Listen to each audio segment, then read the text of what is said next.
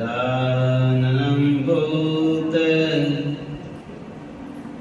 गणादिसेवितं कपित्थजम्बो फलचारुभक्षणम् आसुतं शोक विनाशकारकम् नमामि विघ्नेश्वर पादपङ्कजम्। नमो देव्यै महादेव्यै शिवायै सततं नमः। नमः प्रकृतिभद्रायै नियतः प्रणतः स्मताम्। गुरुर्ब्रह्मा गुरुर्विष्णुः गुरुर्देवो महेश्वरः गुरुर्साक्षात् परब्रह्म तस्मै श्री गुरुवे नमः। श्री गणेश अम्बा सद्गुरु चरण कमलेभ्यो नमः।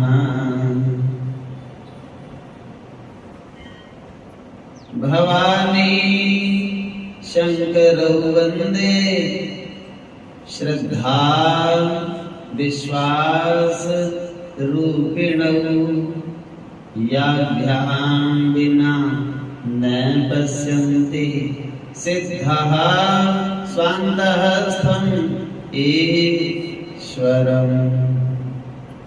कर्पूरगौरं करुणावतारं संसारसारं भुजगेन्द्रहारं सदा वसन्तं हृदयारविन्दे भवं भवानी सहितं नमामि। भवं भवानी सहितं नमामि।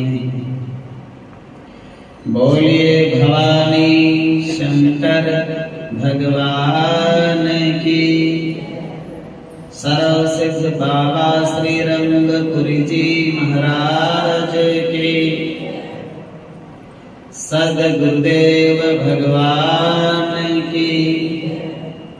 नमः पार्वते पतये हर हर महादेव।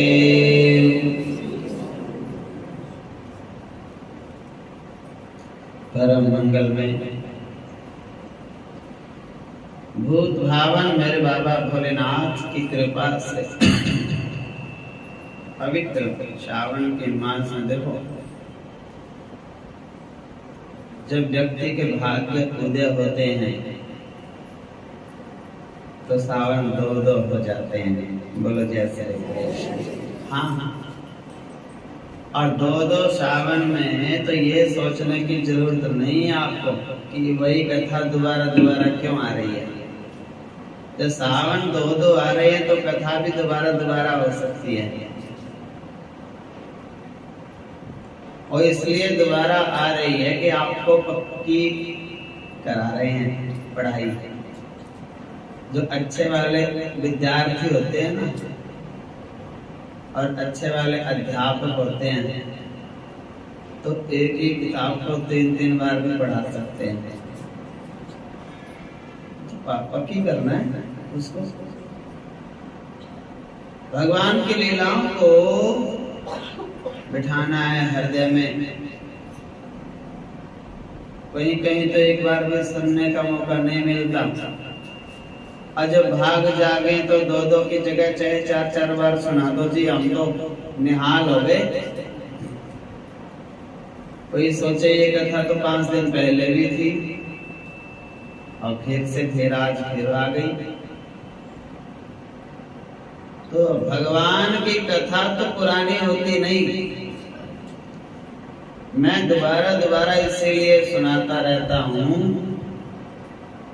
कि आपको वो पक्की हो जाए, आपके हृदय में बैठ जाए, आपके दिमाग में बैठ जाए, आपके विचारों में बैठ जाए और आपको ये लगे कि हाँ ये तो सुनना ही है और हमने इसको तो सुनना है ध्यान से और इसके ऊपर तो चलना ही है।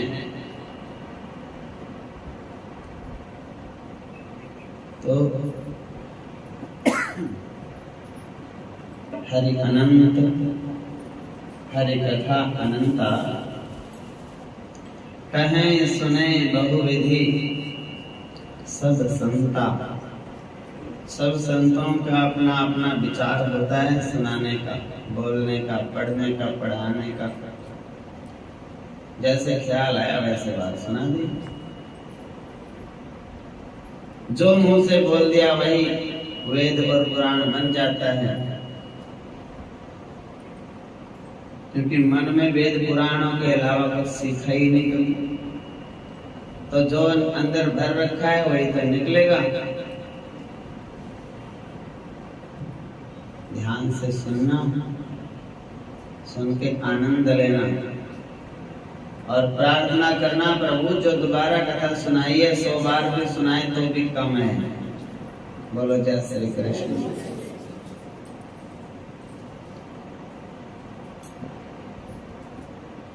भगवान शिव का ही महीना है श्रावण महीना। इसमें शिव पुराण की कथा आप सुन रहे हैं, जिसका बहुत ऊंचा महात्म्य है। कहानी नहीं है कोई, बहुत ऊंची भगवान को पाने की पद्धति का नाम। भगवान को कैसे मिलना है, भगवान से हम अपना एक स्थापित करें। मैं और भगवान हम दो नहीं, एक ही हैं।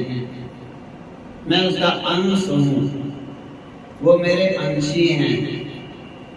मैं उसी में मिल जाऊं, तुझ में मुझ में कुछ भेद नहीं। मैं नर हूँ, तुम नारायण हो। मैं हूँ संसार के हाथों में और संसार तुम्हारे हाथों में। सौंप दिया इस जीवन का सब भार तुम्हारे हाथों में है। जीत तुम्हारे हाथों में और हार तुम्हारे हाथों में।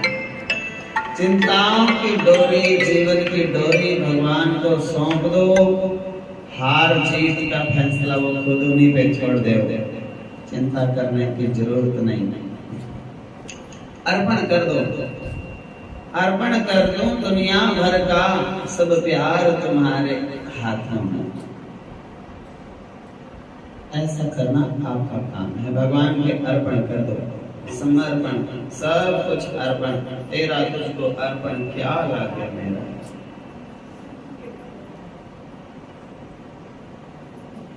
शिव पुराण के माध्यम से सत्संग सुन रहे हैं। इसका महात्म्य बड़ा है। महात्म्य सुनने की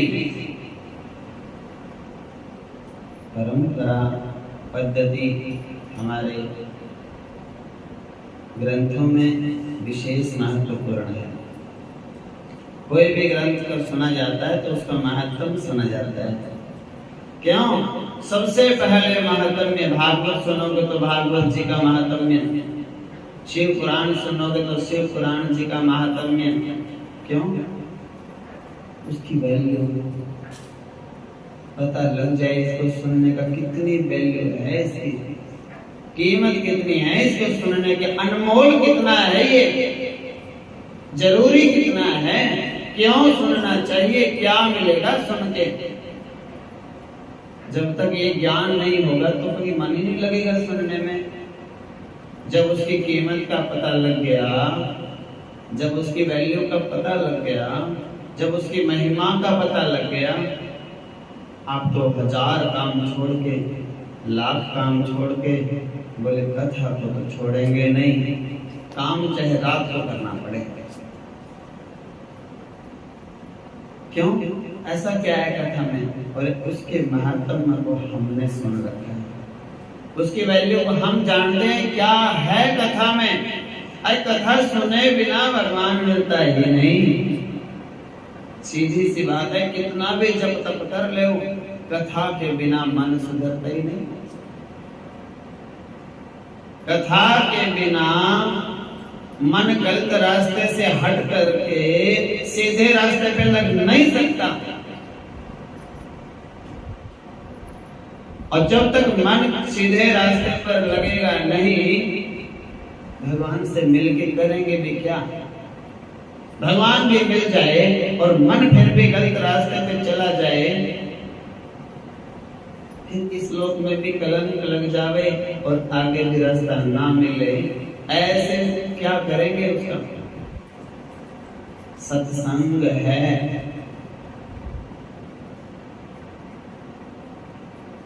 अमृत सागर, और जितनी चाहो भर ले गागर। सत्संग तो अमृत का सागर है, और अपने गागर जितनी चाहो जितनी सुनो उतना भर लो, उतना आपको मिल सकता है उसमें से अमृत। और सत्संग के बिना एक घड़ी आधी घड़ी, आदि की भी आग, और तुलसी संगत साधु की हरे कोट अपराध। कितनी भी भूल चूक आपसे जीवन में हो चुकी हो, एक घड़ी भी भगवान का सत्संग कान में पड़ जावे, आधी घड़ी, आधी से भी आधी घड़ी, करोड़ों जन्मों के पाप नष्ट होके और आगे का रास्ता साफ हो जाता है। और भगवान कहते हैं इस रास्ते से सीधे आ जाओ मेरे पास, सीधा रास्ता हो जाएगा। अब उसी के लिए ये शरीर दिया है आपको, ये आपका नहीं है। आपका इस दुनिया में कुछ भी नहीं, तिल जितनी चीज भी आपकी नहीं, वो सिर्फ दई है कि लो ये तेरे को मैं सारा तो खाने पीने का सामान देता हूं और ये शरीर देता हूं, अब तो भगवान का नाम ले लो।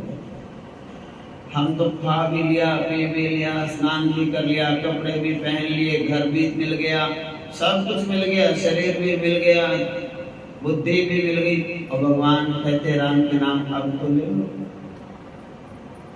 और जिसने सत्संग कभी सुना ही नहीं, वो कहता है ना ना हमारे पास नहीं है टाइम भगवान के लिए।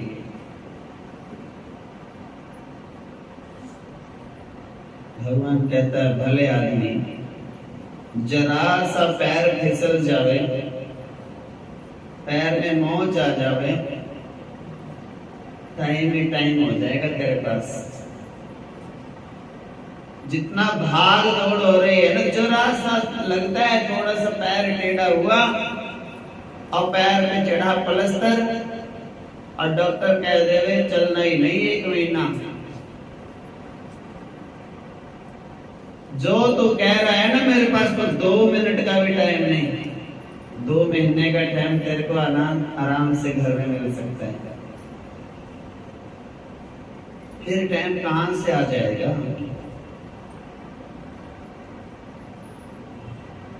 और ये सांस तेरे नहीं, किसी ने दे रखे हैं, अगर वो बाप बंद कर दे, इतने ही है भैया सांस तेरे, बस गिनती के हैं, अब पूरे हो गए, जितने थे धीरे ले लिए तूने, आगे नहीं। चलो फिर सारे टाइम ही टाइम है। इसलिए मेरे प्रभु कहते हैं ईमानदारी से ज्यादा नहीं, तो सत्संग जितनी देर होता है उतना समय तो जरूर निकाल ले। घर में आप नहीं पाठ कर सकते, घर में नहीं पढ़ सकते, घर में कोई सुनाने वाला नहीं, दिखना नहीं, पढ़ नहीं सकते, यहाँ तो आपको सुनाने वाला भी आना ही है, बैठना ही है कोई कंडीशन नहीं, फ्री में ही सुना रहे हैं, कोई दबाव नहीं है किसी के ऊपर कि यहाँ तो तब सुनाएंगे पहले टिकट ले, कोई दबाव नहीं। मैं तो ये भी कहता हूं श्रद्धा से सुन लो, विश्वास करके सुन लो। वो पैसे का दान करने वाले से भी ऊंचा है जो श्रद्धा से बिना पैसे दिए भी सुन ले। पैसे का दान करके और कोई अहंकारी हो जाए,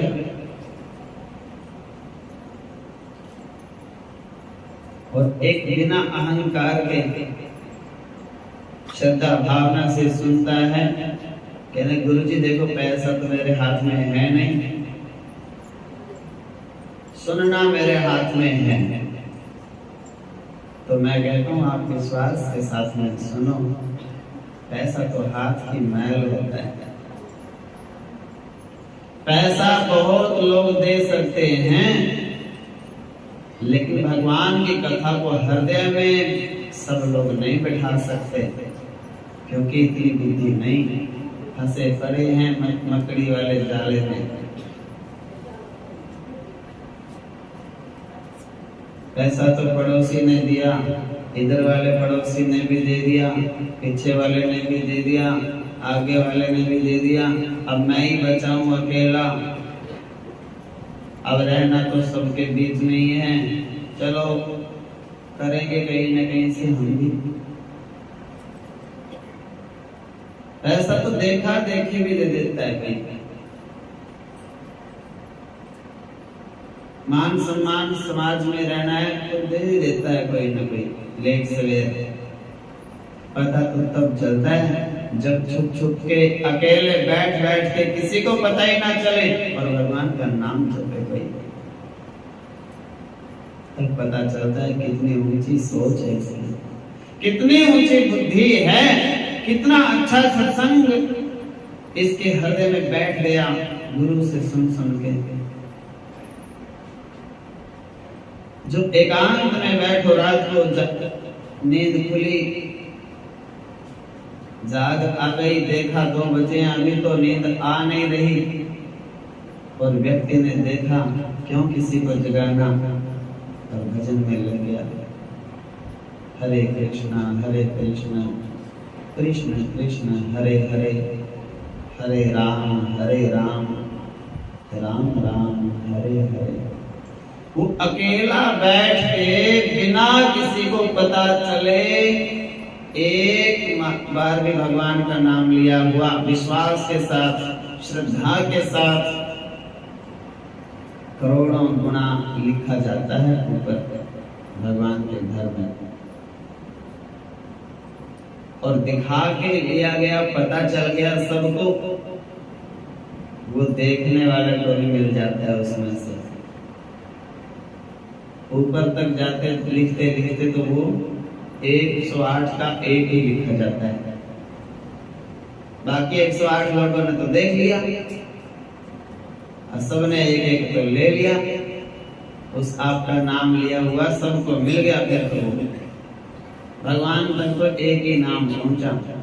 और जो अकेले बैठ के जो आपने जप लिया, किसी ने देखा ही नहीं, तो एक माला आपने कर दी, तो वो तो 1008 नाम ऊपर लिखे गए। सीधा एक माला जप लो, चाहे पता ना चल, बतावे ना किसी को।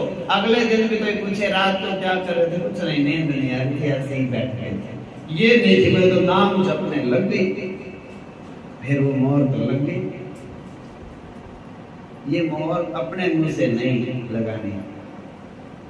मैं तो नाम जप रही थी, नाम जपती रहती हूँ, बहुत नाम जपती हूँ, मेरे को तो नाम में ही मन लगता है।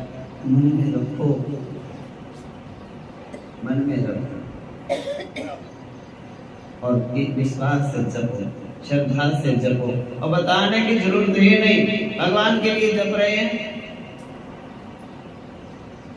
जब तुम पैर से हाथ लग जावे आपके और उनको रखते हो धीरे से छुपा के, फिर काम आएंगे ये। कितने लोगों को बताते हो कि वहां पे रखें, जब तक वो किसी को बताते नहीं, खर्च होने के बाद भी नहीं बताते कि मैंने वहां रखे थे और बर्फ दिए ना, वो तो मेरा पर्सनल मैटर है, मेरे थे वो, मैं रखूं, बरतूं, खर्च करूं, जमा करूं, मेरा है, दूसरे का मतलब उसमें है ही नहीं, क्यों बताना किसी को। जब संसार के छोटे से कागज के धन को आप छुपाने और बरतने की बहुत अच्छी तरीका जानते हो, तो राम नाम तो रतन धन है, राम रतन धन पायो, और उस धन को आप छुपा के नहीं रख सकते, संभाल के उसको गा देते हो।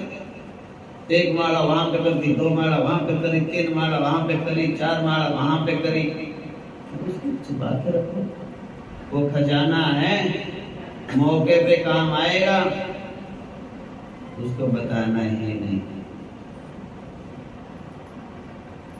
जब तक ओछा होता है ना घड़ा, तब तक तो छलकता है।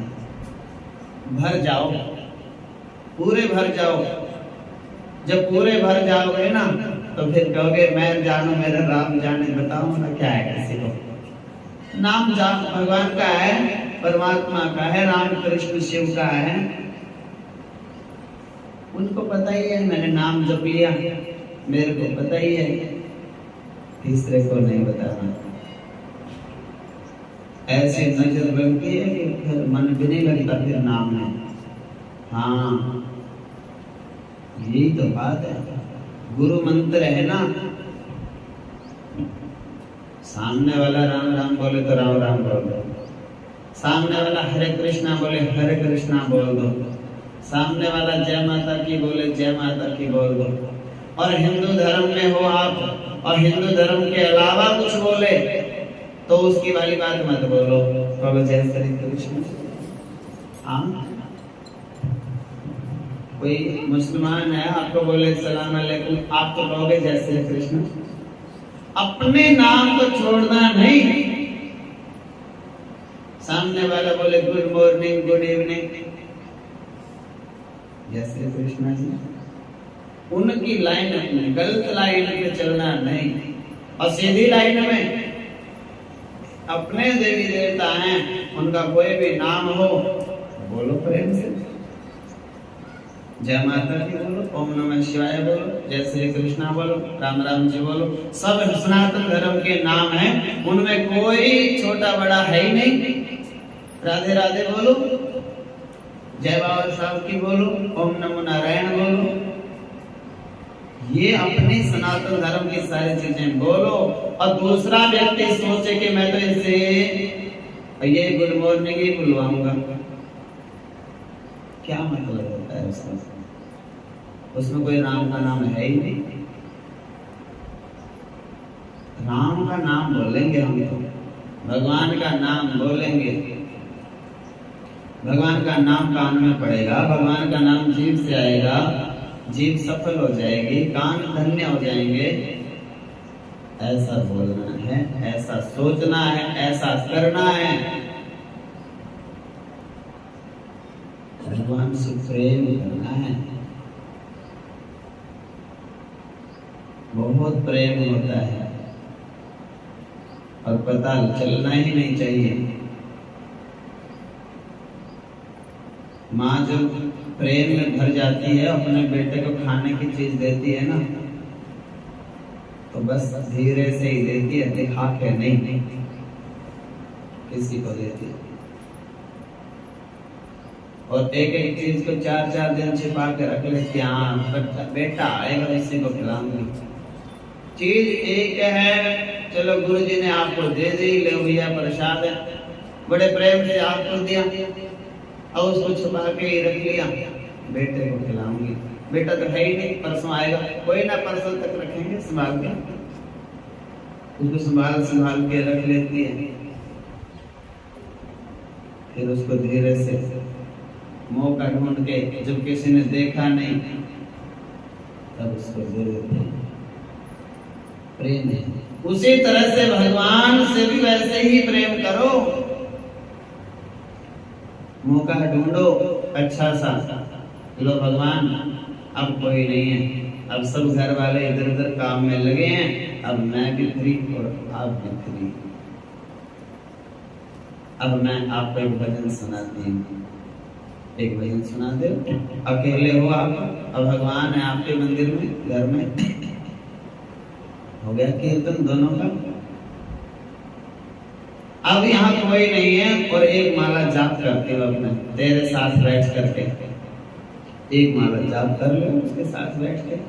टाइम देखने की जरूरत नहीं, दिन हो रात हो सुबह हो शाम हो कोई भी समय हो उसके साथ बिताओ।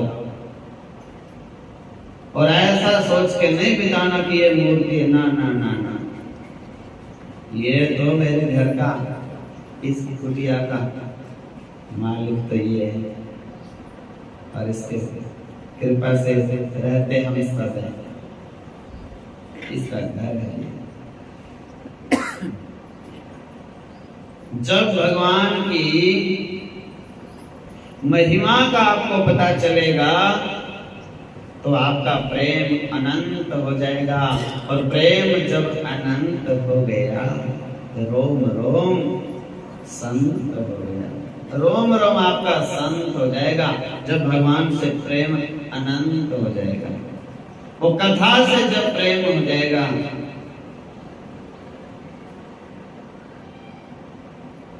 कान में पड़ जाए पहली भक्ति और बार बार सुनने को मन करे दूसरी भक्ति।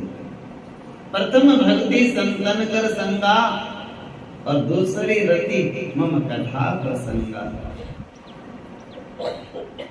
दूसरी भक्ति कथा में बार बार मन करे सुनने को, दूसरी भक्ति, दूसरी सीढ़ी पे चढ़ गए आप भक्ति की। 9 सीढ़ियां होती हैं बस,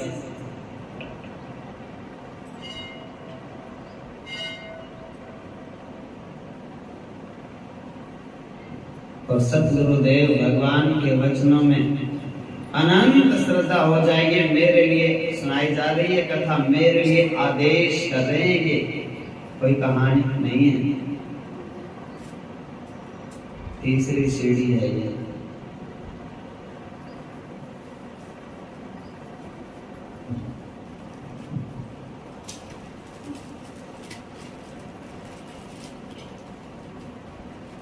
कथा में श्रद्धा हो गई, सुनते सुनते मन पक्का हो गया, विश्वास हो गया।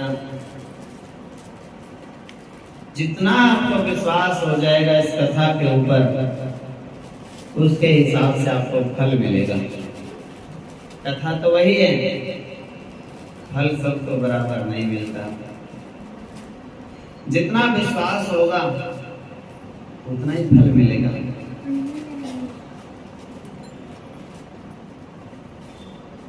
हम आपको बताएंगे तो आप जान जाओगे, भगवान को जानोगे कि मैंने सुना है भगवान शिव में कितनी ताकत है, मैं जानता हूँ। कैसे जानते हो? सुन सुन के जानता हूँ। जान के बाद पहचान होती है। जब मैंने आपको बताया, जानकारी दी, तो आपको पहचान होगी, परख हो गई। भगवान ही अपने हैं, दूसरा कोई अपना नहीं। जब पहचान हो गई उसकी, फिर उससे प्रीत हो जाती है।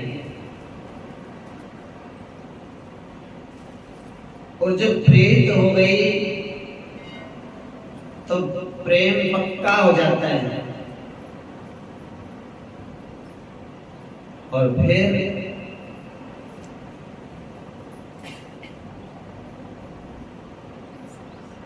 दुनिया का कोई असर नहीं होता अपने ऊपर। फिर कमल का फूल बन जाते हैं हम, जल में ही रहता है और उसके ऊपर जल की बूंद टिकती नहीं। जल से ज्यादा चिकना हो जाता है वो, जल की बूंद उसके ऊपर टिकती नहीं, बह जाती है। तुलसीदास जी ने इस बात को कैसे लिखा अपने शब्दों में, रामचरितमानस में। जाने बिनु ना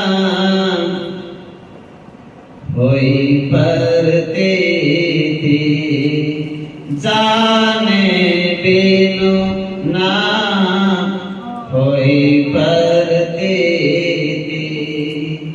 बिन प्रतीति पहचान, जाने बिना पहचान नहीं होती।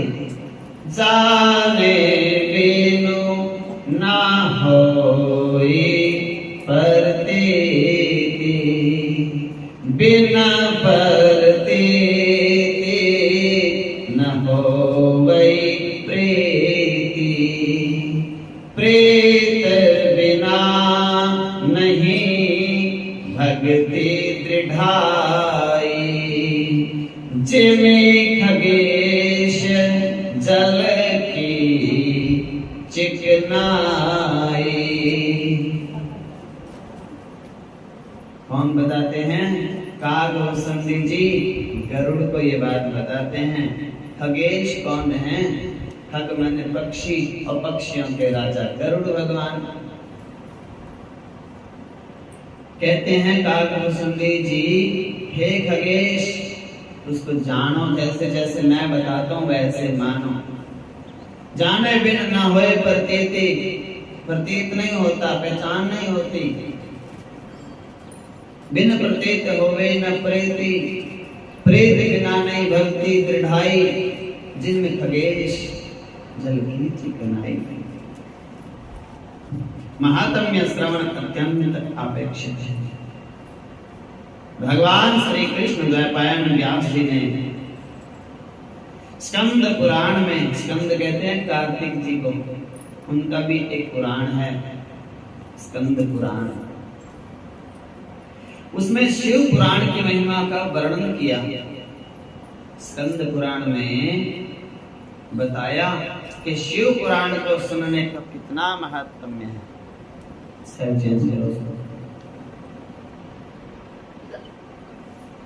बड़ा सुंदर वर्णन है। एक समय की बात है, सोनकादि 88,000 ऋषि हजारों वर्षों से में पूर्ण होने वाले दीर्घकालीन सत्र की दीक्षा लेकर भारत के महान तीर्थ चक्रभूमि श्री नैमिषारण्य की धरा पर बैठे थे। नैमिषारण्य में विराजमान हैं। उसी समय भगवान व्यास जी महाराज के शिष्य श्री सूत जी महाराज का आना हुआ। सौनक आदि 88,000 ऋषियों ने अभ्युत्थान पूर्वक सूत जी महाराज का स्वागत सत्कार किया। ऊंचे आसन पर उनको विराजमान किया। हल्दी चावल फूलों के हार मंगाए, उनका पूजन किया। अत्यंत विनम्र भाव से जिज्ञासा प्रकट की, अपने मन के भाव प्रकट किए और एक सवाल पूछा, प्रश्न किया। हे महाप्राज्ञ, हे महाज्ञानी, हे महान बुद्धिमान, संपूर्ण सिद्धांतों को आप जानते हो, ज्ञाता हो आप, जो सब कुछ जानता है, सर्वज्ञ, ज्ञाता, ज्ञान है आपको। भगवान व्यास के परम प्रिय शिष्य हो, पुराणों के मर्मज्ञ हो, पुराणों की कथाओं का सार सार हम आपसे सुनना चाहते हैं।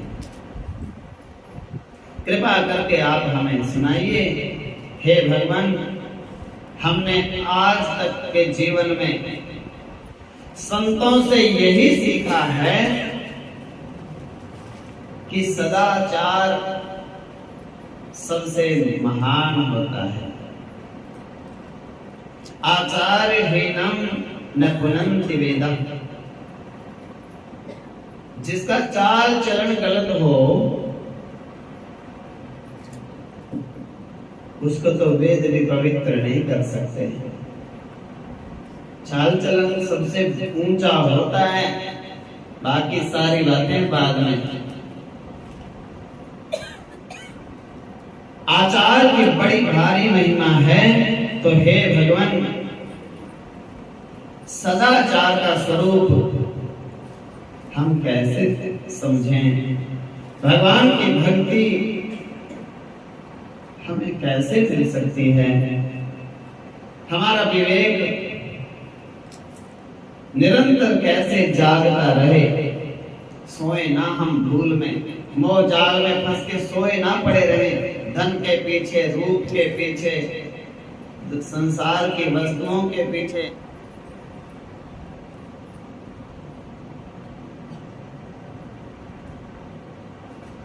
वृद्धि को प्राप्त हो, हमारा विवेक बढ़ता रहे, विवेक का आदर करने लग जाएं। बुलाना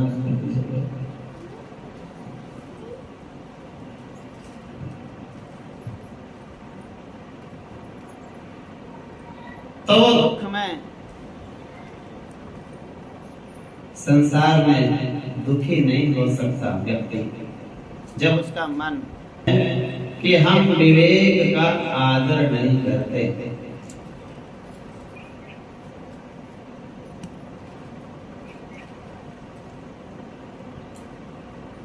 हे प्रभु, हे ऋषि जी, हे सूत जी महाराज, सबसे पहले तो हमें अपने विवेक का बोध कराएं, फिर हमारा विवेक लगातार बढ़ता ही रहे। इस कराल कली काल में, इस कलयुग में, घोर कलयुग आ रहा है धीरे धीरे। साधु जन, साधक पुरुष कैसे दुनियादारी के विकारों से बचे, कैसे बुराई से बचें?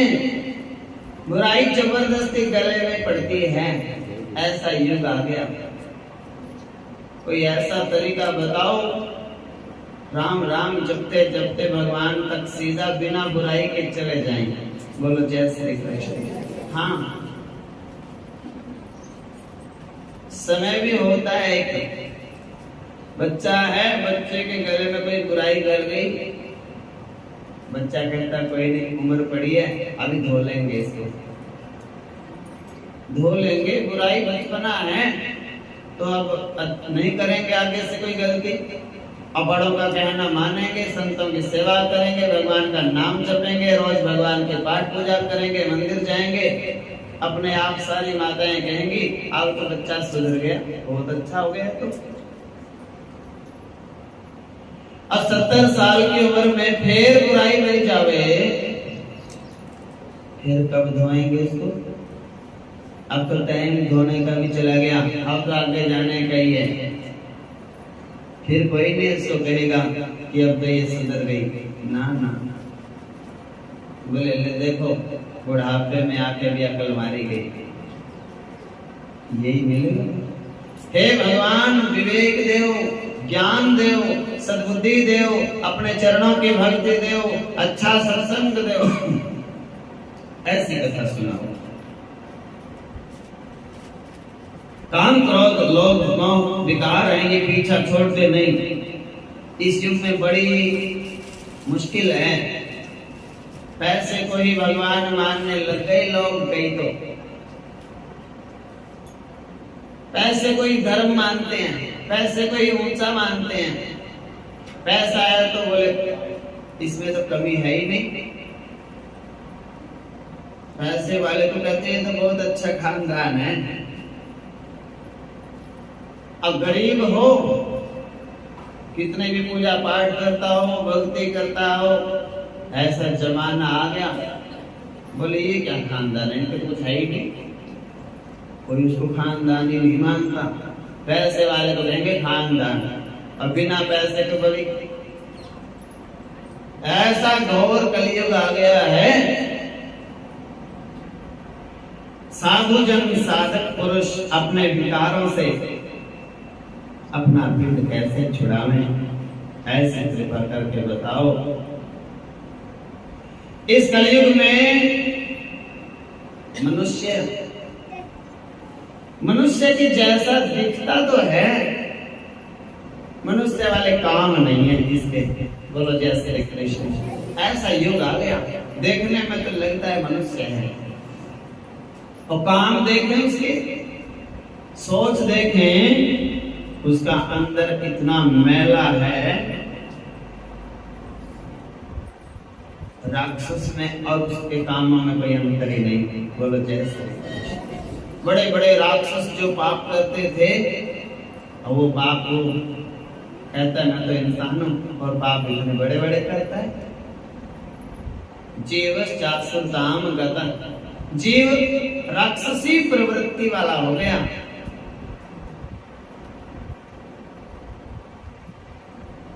मनुष्य नहीं है, मनुष्य का तो ऊपर ऊपर से दिखता है वो मनुष्य।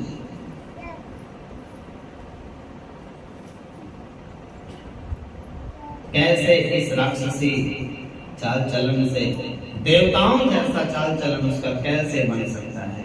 कोई ऐसी कथा सुनाओ।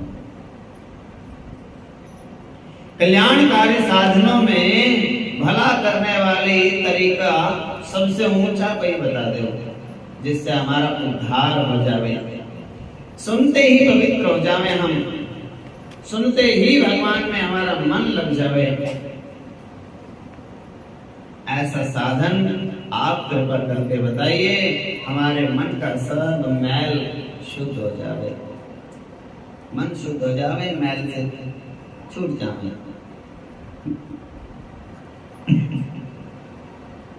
भगवान शिव की प्राप्ति हो जावे,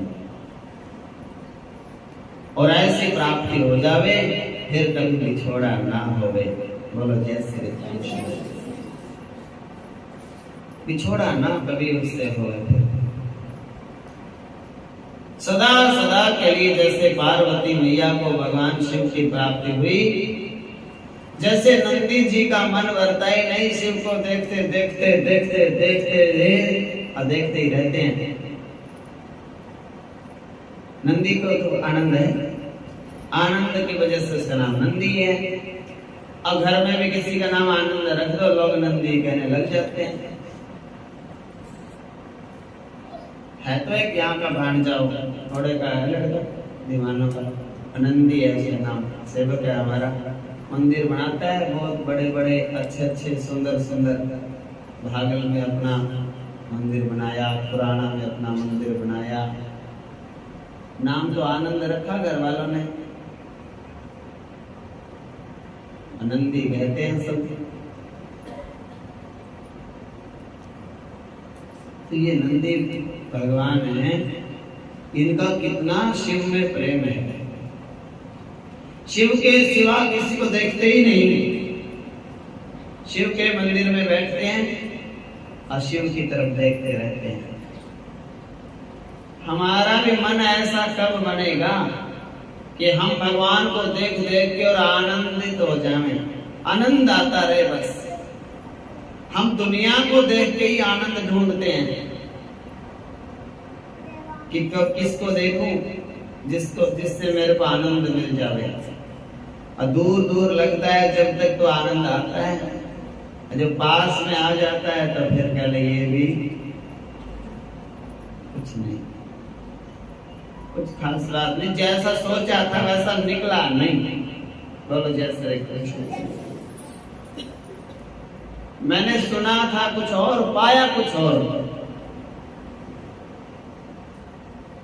शादी से पहले सोचते हैं ना, लड़का बहुत अच्छा है, लड़की बहुत अच्छी है, बड़ी बड़ाई सुनते हैं, प्रशंसा सुनते हैं। और जब शादी हो जाती है कमियां गिनना शुरू हो जाते हैं उसी दिन से। हाँ इसमें तो ये भी कमी, ये भी कमी, ये भी कमी, ये भी कमी। हे भगवान, पहले क्यों नहीं बताया किसी ने? एक बात नहीं है, सब दुनिया की रीत यही है। जिस धन के लिए तड़पते हैं, जिस धन के लिए भागते हैं, जिस धन के लिए दिन रात मरते हैं, उसको कमाने में ये शरीर इतना बीमार हो जाता है, वो सारा धन इसी पे लग जाता है। बोलो जय श्री कृष्ण। सारा जितना धन दौलत कमाया सब शरीर पे ही लग जाता है। रोज बीपी की गोली, रोज शुगर की गोली, रोज ये सिर की गोली, रोज पेट की गोली, और गोली के बिना चलता ही नहीं। अगर उधर से ध्यान हटा करके और भगवान में ही ध्यान लगा ले, बीपी बढ़ता ही नहीं। बोलो जय श्री कृष्ण। बीपी और शुगर उसी को होता है जो दुनिया में ज्यादा उलझ के रहते हैं। उसने मेरे को क्या कहा, उसने मेरे लिए क्या सोचा, उसने मेरे को क्या बोला। दुनिया की बातें जिसके दिमाग में घूमती है ना, शुगर और बीपी ज्यादा उसी को होता है। और उसको सब कहते हैं टेंशन नहीं करनी, डॉक्टर भी कहेगा टेंशन नहीं करनी, और वो कहेगा हो जाती है बस की बात नहीं, हो जाती है टेंशन बस की बात नहीं।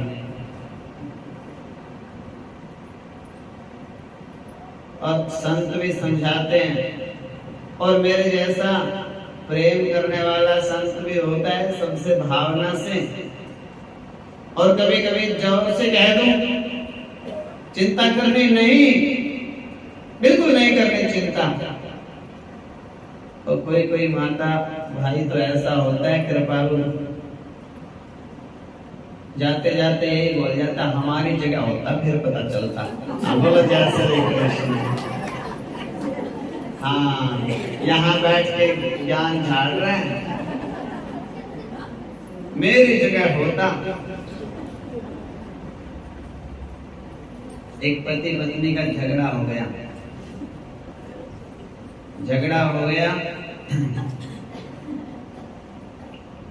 जो कोर्ट में केस चला गया, और जो जज साहब थे वो भी एक देवी थी, और वो देवी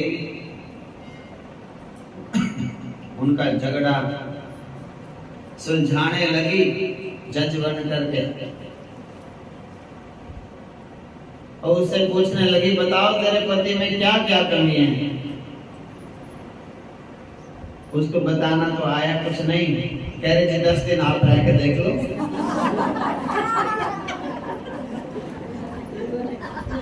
मेरे से क्या पूछ रहे हो, 10 दिन आप रह के देखो इसके साथ, आपको तो सारी कमी पता चल जाएंगे। अब यहाँ मैं कमी गिनवाऊंगी और ये कहेगा है ही नहीं, मेरे में तो एक भी कमी, और इसकी तरफ के वकील भी कहेंगे इसमें कोई कमी नहीं। तो इसका तो निर्णय यही है कि आप 10 दिन देख लो, पता लग जाएगा आपको ही। कहने का भाव है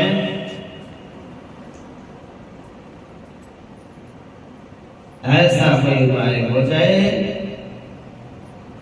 संसार से मन हटके तो भगवान के चरणों में लग जाए, निर्मल चित्त हो जाए, सदा सदा के लिए भगवान शिव की प्राप्ति हो जाए, सांस सांस में उसका नाम चलता रहे, शिव शिव शिव शिव शिव शिव शिव शिव शिव रटे तो संकट कटे। सर्वम शिवमयम जगत, सारा जगत में मेरे को शिव ही शिव दिखे, इस प्रकार की अनुभूति होती रहे। कोई ऐसा उपाय हो, कोई ऐसा साधन हो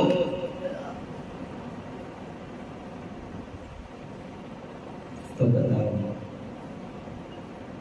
सूत जी ने ये सारी बातें सुन करके शौनक आदि संतों का पहले तो धन्यवाद किया। धन्य धन्य हो आप सब जो इतनी अच्छी बात पूछी। नहीं लोग तो संतों के पास जाकर के अपना भी समय खराब करते हैं, संतों का भी, संतों को भी राजनीतिक की बातें सुनाने लग जाते हैं, संतों को भी संसार की वस्तुओं में उलझाते हैं। कोई कहता है नौकरी, कोई कहता है विवाह कब होएगा, कोई कहता है धन कब मिलेगा, कोई कहता है पढ़ाई लिखाई पोता कब करेगा, कोई कुछ कोई कुछ। ये बात पूछने वाला तो बिरला ही आता है कि मेरा मन भगवान में कब लगेगा, कोई मेरे लिए सेवा लगा दो। कोई घंटा 2 घंटा हम भी रोज मंदिर में सेवा करना चाहते हैं, तो गुरुजी 1 घंटा की सेवा मेरी लगाओ, क्या करना चाहिए मुझे, किस समय करूं? ये बात पूछने वाला कोई आता नहीं। संसार की बातें पूछने वाले बड़े आते हैं। सेवा, सुमिरन, साधना और सत्पुरुषों का संग, ये चारों करते तुरंत मोह अंधेरे का अंत। अंधेरा भरा पड़ा है अंदर में, हृदय में सबके। वो अंधेरा कब मिटेगा? या तो सेवा करने से, या एकांत में बैठ के सुमिरन करने से, या दूसरों की एक भी गलती हम निकालेंगे नहीं, सब गलती मेरी, ये काम करने से, या फिर रोज कथा सुनने से और विश्वास के साथ सुनने से। 4 ही काम हैं, अंदर का अंधेरा मिट सकता है। सूत जी ने कहा, आप धन्य हो साधु साधु। क्यों? हमारे अंदर ऐसा क्या है कि हम धन्य हैं? अरे आपकी भगवान की कथा में इतनी रुचि है, आपने और कुछ नहीं पूछा, भगवान की कथा आपने पूछ ली। इसलिए मैं विचार करके पूरा उत्तम से उत्तम शास्त्र आपके सामने कहूंगा। सूत जी ने कहा, संपूर्ण सिद्धांतों का सार, ज्ञान वैराग्य को बढ़ाने वाला, भगवान शिव को संतुष्ट करने वाला, भव सागर के रोग को मिटाने वाला कौन है? शिव महापुराण। और उसका हम आपको श्रवण कराते हैं। और शिव पुराण का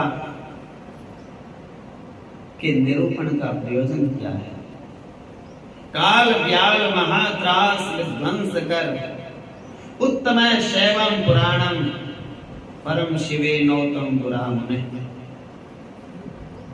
काल रूपी एक सर्प है बहुत बड़ा, जो सबको डसता है। काल किसी को छोड़ता ही नहीं, सबको डसता है।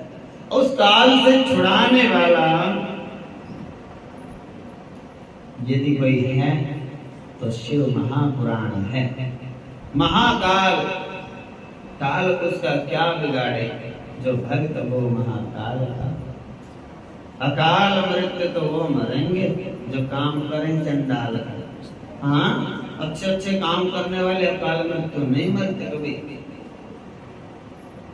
वो तो 100 से ऊपर होके जाते हैं और भजन करते करते बिना रोग के और प्रसन्न होके, खुश होके। ये शिव महापुराण भगवान शिव ने स्वयं अपनी वाणी से प्रकट किया था। किसको सुनाया पहले? बोले व्यास जी को।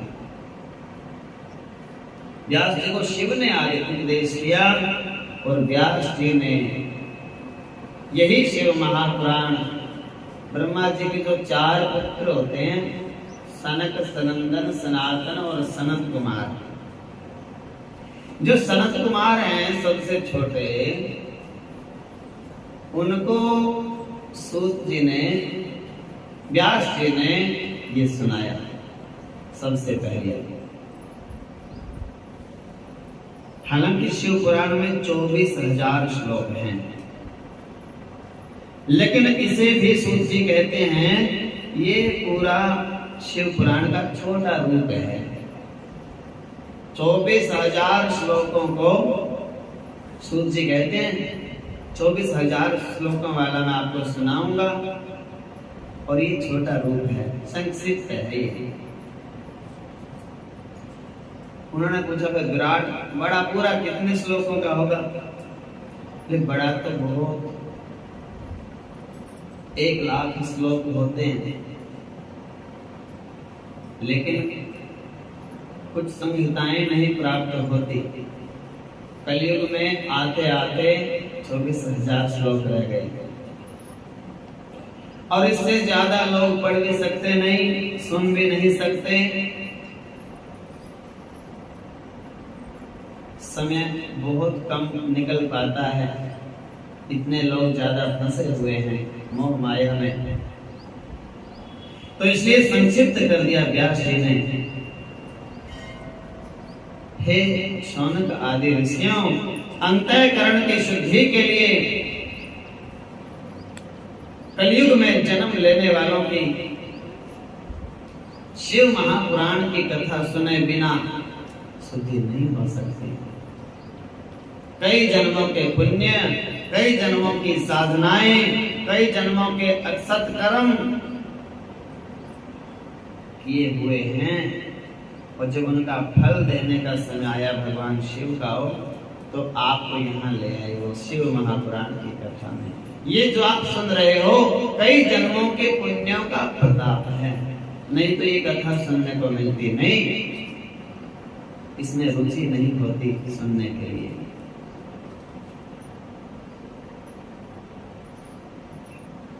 तस् प्रीति भवे तत्र महाभागवतो मुने। महाभाग्यशाली के भीतर शिव महापुराण सुनने की भावना जागती है।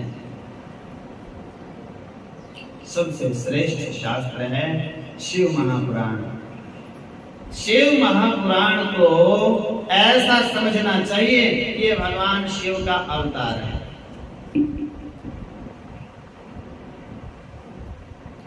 भगवान शिव की वाणी है ये।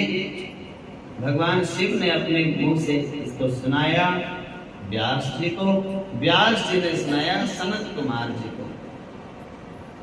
वांगमय वाणीमय विग्रह है भगवान शिव का, इसलिए भगवान शिव के भक्तों को चाहिए शिव महापुराण की शरण में चला जाए, उसको विश्वास करके सुने, उसमें जो बातें समझाई जाएं उन बातों के ऊपर चलें। उसको सुनने से, पाठ करने से, देखो कितनी अच्छी बात आई, बोले इसको सुनने से और उसका पाठ करने से और भगवान विष्णु की और भगवान कृष्ण की भक्ति आसानी से मिल जाती है। बोलो जय श्री कृष्ण। ऐसा लिखा है कि जो कृष्ण की भक्ति करना चाहता है वह शिव पुराण सुन लेवे तो कृष्ण की भक्ति तुरंत ही उसको मिल जाएगी। ऐसा लिखा है शिव महापुराण में। अनन्य भक्ति हो जाती है भगवान श्री हरि में, भगवान हर में उनके चरणों की प्राप्ति हो जाती है, व्यक्ति निष्पाप हो जाता है, सारी सांसारिक मनोकामनाएं भी पूरी हो जाती हैं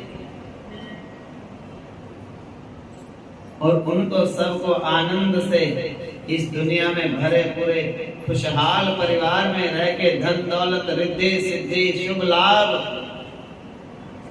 शिव के साथ तो पूरा परिवार ही होता है, और परिवार में कौन? विवेक मने गणेश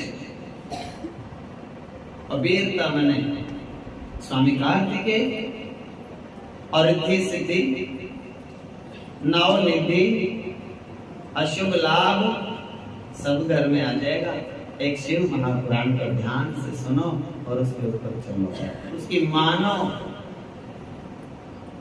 भगवान शिव सनातन लोक जो शंकर जी का है शिव लोक, उस लोक को प्राप्त कर सकते हो आप। सैकड़ों राजस्व यज्ञ अग्निष्टोम आदि यज्ञ करने का जो पुण्य होता है, करोड़ों करोड़ों रुपया खर्च करके जो हवन होते हैं, सब लोग वो हवन नहीं कर सकते थे, लेकिन उनका फल शिव महापुराण सुन के ही प्राप्त हो जाता है।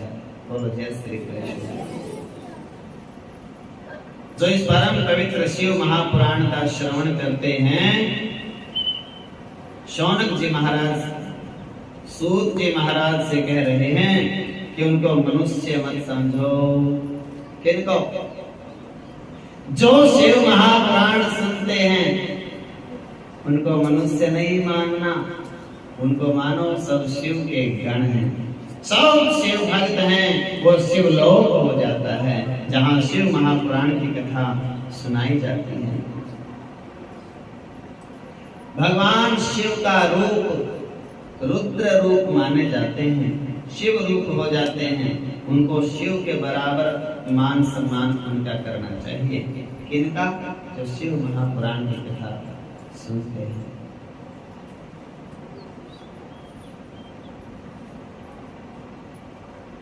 ये बातें क्यों कही जा रही हैं? शिव महापुराण में क्यों लिखी? ताकि व्यक्ति जब भी शिव महापुराण को सुने बहुत मन लगा के सुने, श्रद्धा से सुने, विश्वास के साथ सुने। भीतर परम प्रीत उत्पन्न हो जाएगी, विश्वास भर जाएगा। भगवान शिव के नाम, उनका रूप, उनके गुण दिमाग में रहेंगे। भृंगे के न्याय से वह शिव रूप हो जाएगा। जो इस शिव पुराण का श्रवण करते हैं, इसका कीर्तन करते हैं, सुनते हैं, पढ़ते हैं, उनके चरणों की धूलि को मुनियों ने तीर्थ कहा है। शिव पुराण सुनने वालों के चरणों की धूलि को, और इसी लोगों ने कहा है इनके चरणों की धूलि ले लो, तीर्थों का फल यहीं पे मिल जाएगा। भगवान शिव के चरण कमलों की जो प्रीति करना चाहता है प्राप्त, उनको अत्यंत भक्ति पूर्वक शिव महापुराण का श्रवण करना चाहिए। और जो सुन लेता है वो कर्म जाल को भस्म कर देता है और भगवत प्राप्ति हो जाती है। नमः पार्वती पते हर हर महादेव। नमामि शमीशान निर्वाण विभुं व्यापकं ब्रह्म वेद निजं निर्गुणं निर्विकल्पं निरीहं चिदाकाशमाकाश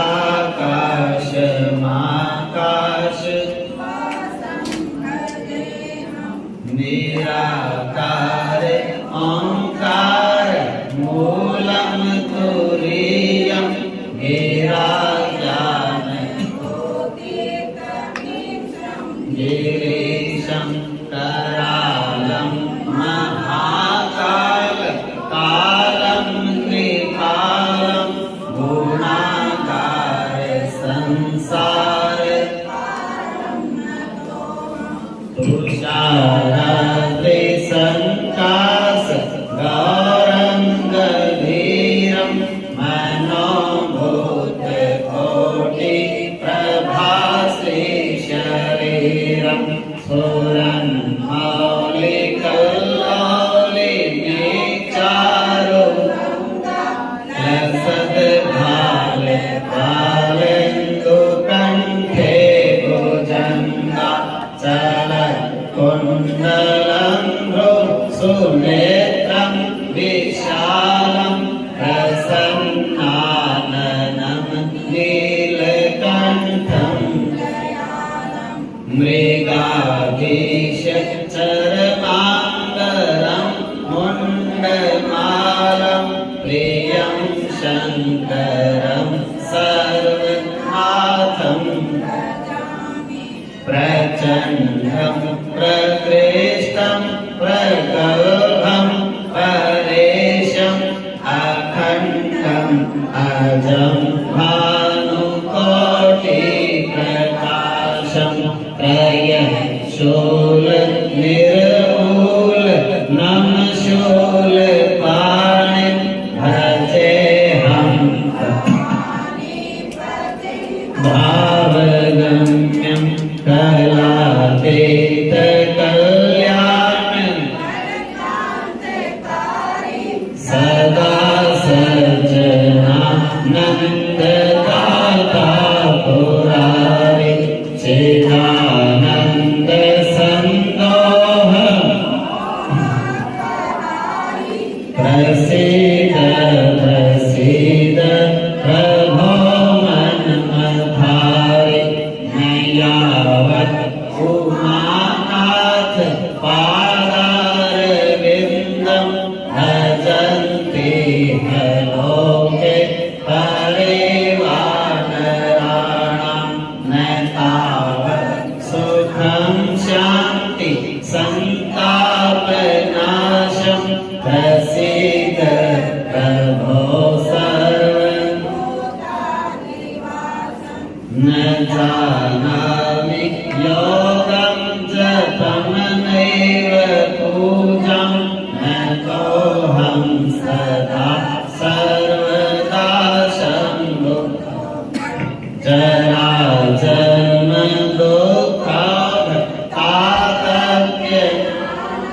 प्रभो पाहि आपन्नमामि शम्भो प्रभो पाहि आपन्नमामि शम्भो रुद्राष्टकमिदं प्रोक्तं विप्रेण हरतोषये ये पठन्ति नरा भक्त्या तेषां शम्भुः प्रसीदति। श्री गोस्वामी तुलसीदास कृतं रुद्राष्टकं भगवते साम्ब सदाशिवार्पणमस्तु। नमः पार्वते पते हर हर हरे कृष्णा कृष्णा कृष्णा हरे हरे हरे राम राम राम बोलिए कि पुरुष भगवान की। नमः पार्वते पते हर हर महादेव। शिव जी की महिमा न्यारी जी शिव जी की। बोलो शिव जी की महिमा न्यारी। बोलो शिव जी की महिमा न्यारी जी शिव जी। हाँ शिव जी की महिमा न्यारी।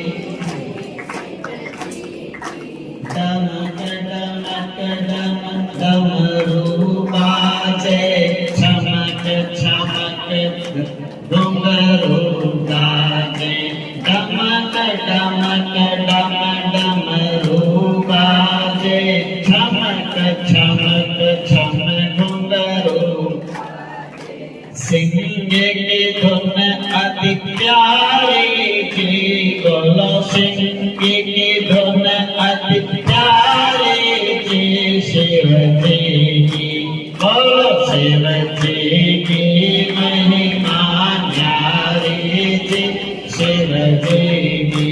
बोलो शिव जी की महिमा न्यारी।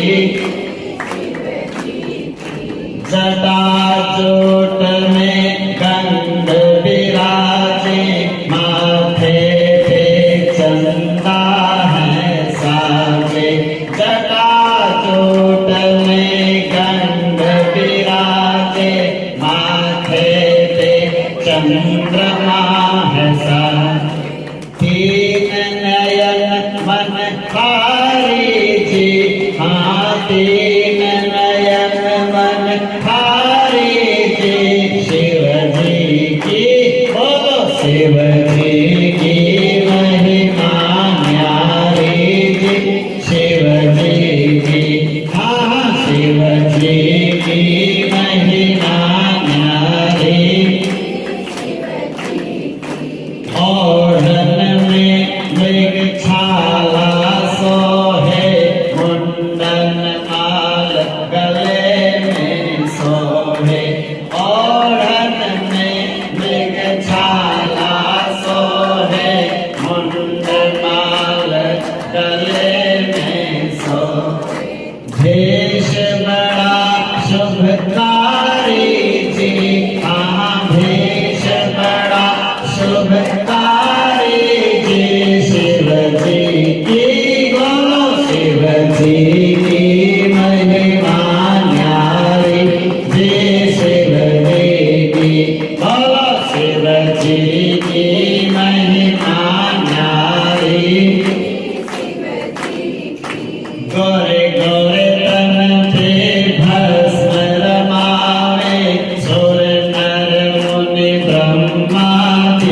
गावे, गोरे गोरे तन पे भस्म रमावे, सुर नर मुनि ब्रह्मा भी ध्यान, भरत मुनि बलिहारी जी, हाँ हाँ हम सब हैं बलिहारी जी, शिव जी की बोलो, शिव जी की महिमा न्यारी जी, शिव जी की बोलो, शिव जी की महिमा न्यारी जी, शिव जी की आहा, शिव जी की महिमा न्यारी जी, शिव जी की।